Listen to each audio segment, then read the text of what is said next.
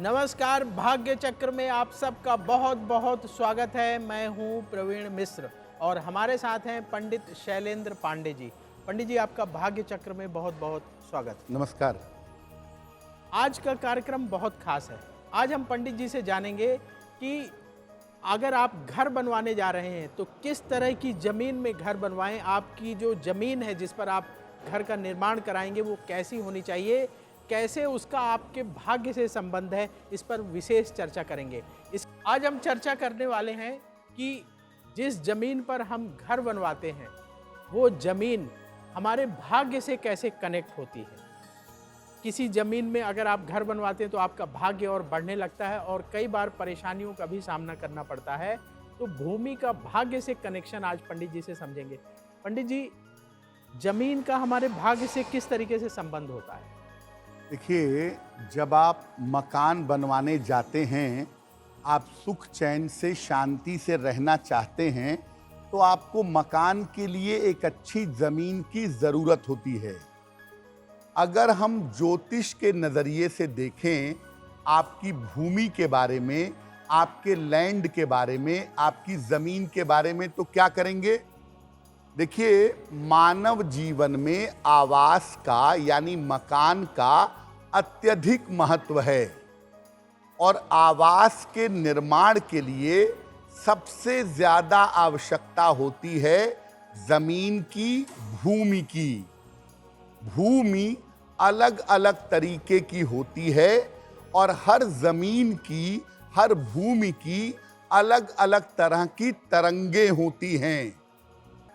जिस तरह की भूमि होती है उसमें रहने वाले व्यक्ति के भाग्य पर वैसा ही असर पड़ता है।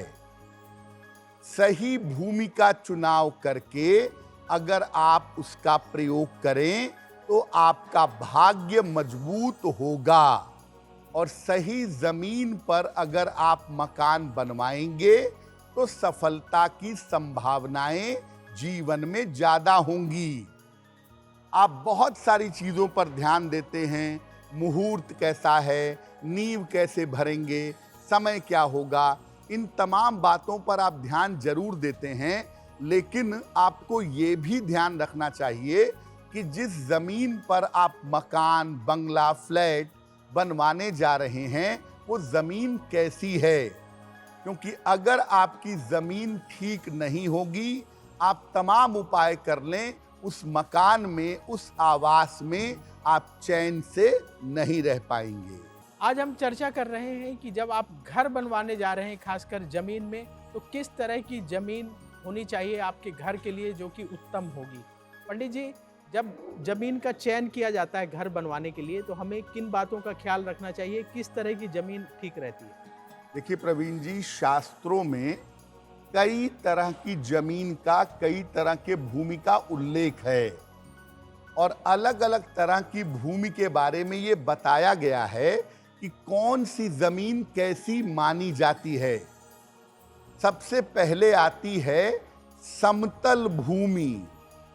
वो भूमि जो हर तरफ से बराबर हो, चारों तरफ से इक्वल हो, वो समतल भूमि है और ये सर्वोत्तम भूमि है।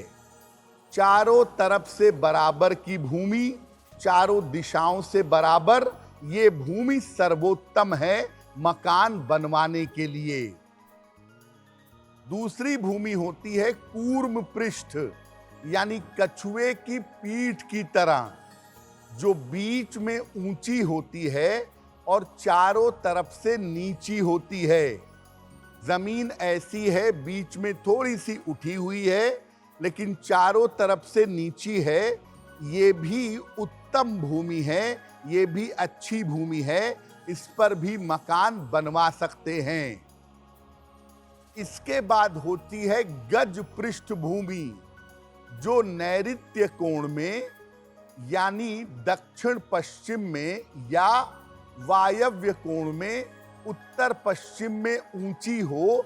इसे गज पृष्ठ यानी हाथी की पीठ के समान कहा जाता है और ये भूमि भी, ये जमीन भी उत्तम भूमि है।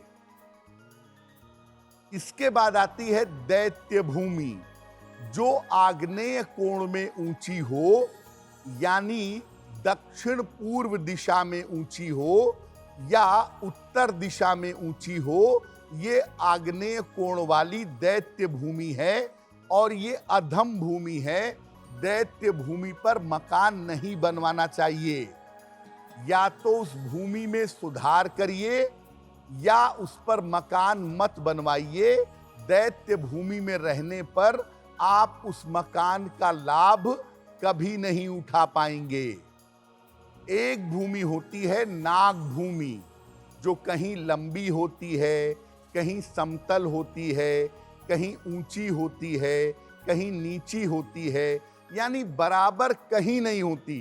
कहीं ऊपर, कहीं नीचे, कहीं छोटी, कहीं मोटी, कहीं पतली। ये जो नाग भूमि है, ये अधम भूमि है।